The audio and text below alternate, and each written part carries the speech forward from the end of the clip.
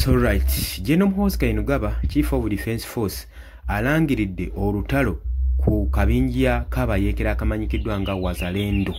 Alangiridde olutalo gwe mukwano gwange ali yampuliriza. Oli ku UG Update TV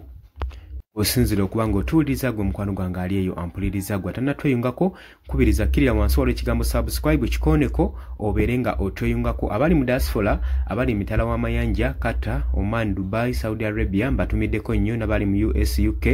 nammwe abali mu South Africa saako ne ku muliraano ne Kenya mbatumiddeko nnyo mwebale kwekuumira ku UG Update TV nga bwe tukimanyi nti nno biseera bya kwerinda tugenda mu 2026 general elections mulina okuba nga mwebeereramu ebikolwa bingi nnyo ebyobutujju ebigenda okugenda mu maaso n'okubanga byapiyalinga mu ggwanga lyaffe Uganda naye tebigezaako nnyo kubatiisa kubanga bijja kubanga birabikwako ng'ebikolwa eby'okutiisatiisa enkuŋŋaano z'abantu gwe mukwano gwange ali eyo ampuliriza naye tusigale nga tuli kimu tusigale nga tuli vigilant mu society zaffe mu communities okusobola okulaba nga twerinda ku kalensi yonna yonna eyinza okubalukawo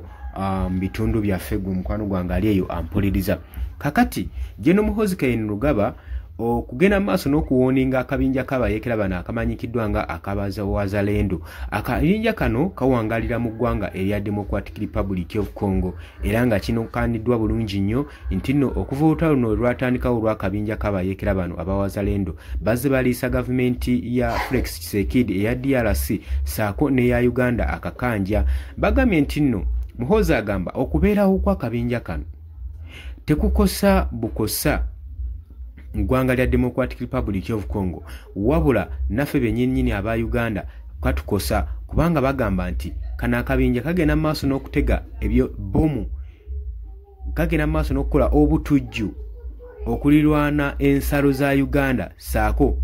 abamu ne bapenetrating ne bayingira ne mu nkambi ez'eggwanga lyattu Uganda kati Muhoozi agamba tagenda bbawa mwaganya tagenda bbawa dina mukisana gumu kulaba nga bakosa eggwanga lyattu Uganda agamba nti bo ng'aba UPDF aba Uganda People's Defence Force saako n'amagye aga Democratic Allied Force Democratic Republic of Congo bagenda kubanga bakwatagana bulungi nnyo basobole okusagula enfo zonna ez'aba Wazalengo obugurupu bonna bu branches basobole okubanga babasuppressinga nga babagoba mu nkambi zaabwe bonna buli yonna gye bali abagambye babeere beetegefu bagenda kubanga babayiggayo bagenda kuba baswagulayo paka ubanaalaba nti nno babajjeewo okusobola okulanga bateekawo emirembe ne security mu bitundu ebya Uganda saako n'ebya Democratic Republic of Congo. General Muhoozi Kainerugaba Chief of Defence Force agamba nti nno talina option ku nsonga eno kubanga akabinja kano kakoze ebikolobero bingi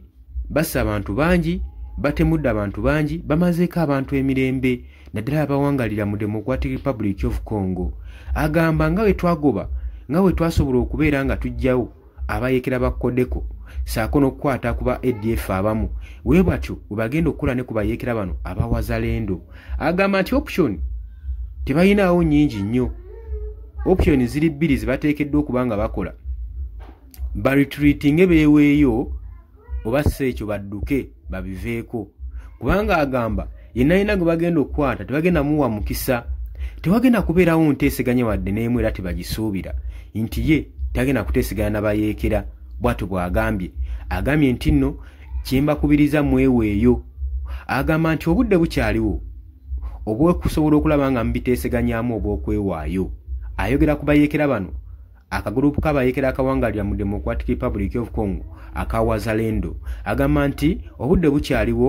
obi nokanyamu ne musobola okubanga mwewaayo mu mikono gy'aba Uganda People's Defence Force ne mutasobola kubanga muttibwa naye gye mukoma okulwawo obudde bugenda bubaggwako ate agamba obudde bunaggwayo tewagenda kubeerawo nteeseganya za mirembe yadde n'akamu kubanga bo tebateeseganya na bayeekera tulabye ebbanga lingi decades of decades eggwanga erya Democratic Republic of Congo ligenda litawaanyizibwa n'abayeekera obugurupu bw'abayeekera omuli akabinja kano aka Wazalendo omuli aba ADF omuli n'akabinja kano aka Codeco. Newankubadde Codeco yatusika ku nsiikiriziganya, bayingira mu ggwanga erya Uganda ne bajja ne batuula n'abajaasi ba UPDF officers ne bateeseganya engeri gye bayinza okuzaamu stabilities eddembe mu ggwanga erya Democratic Republic of Congo. Era bo ne beewaayo, abamu ne beegatta mu magye, abalala ne baddayo ewaka. Kati obuguruupu buno bungi nnyo, mulimu aba ADF bo bakyalumye n'ogwengulu bagamba UPDF terina kubeera ng'eri mu ggwanga erya Democratic Republic of Congo era bagenda kulwana bwezingero okulaba nga bagigobamu.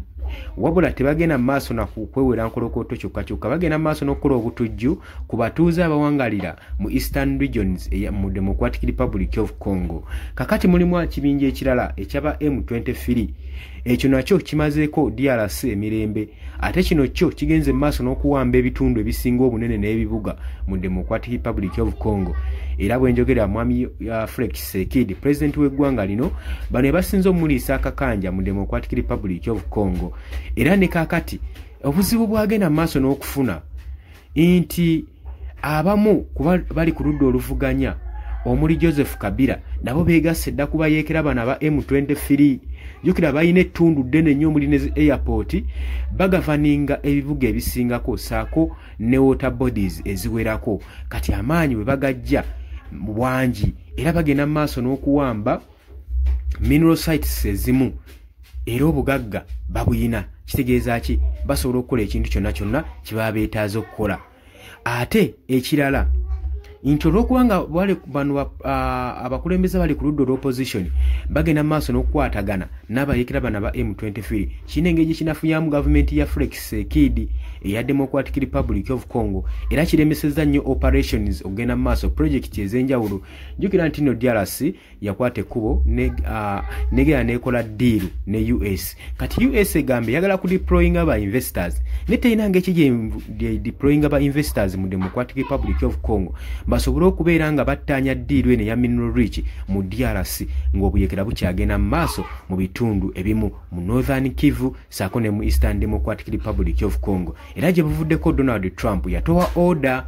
yatowa order ng'agamba nti nno ayagala okulaba ng'olutalo olugenda mu maaso nga lukomekeregezeddwa oluli mu Northern Kivu mu Democratic Republic of Congo. Era n'agenda maaso n'okuwoninga Paul Kagame ow'e Rwanda kubanga ajjukira ebitongole byonna ebyebweru bivuddeyo nga birumiriza Paul Kagame tiyagenda maaso n'okubaakinga abayeekera bano aba M23 era nga bamugamba awithdrawinga amagye ge mangu mu Democratic Republic of Congo akomekereza olutalo mbulaga olw'ensonga nti bo baagala ku investinga ba investors bagende maaso n'okola projects ez'enjawulo mu Democratic Republic of Congo. Newankubadde Paul Kagame yaavaayo ng'abyegaana agamba bamusibako matugambuzi muli isango eby'olutalo luno tabimanyiddeako mayitire era ebigambibwa nti nno yabaakinga abayeekera beno bamuwaayirizaako buwaayiriza. Kati embeera bwetyo weekyali. Kakati Muhoozi Kainerugaba avuddeyo n'alabula ab'akabinja ka Wazalendo n'abagamba nti nno what come May tugenda bakwatako, tugenda bafugaza, yonna gye mwekwese tugenda banoonyayo. Kye muba mukola mweweeyo oba si ekyo mudduke mangu mubiveeko kubanga tewagenda kubeerawo kisa,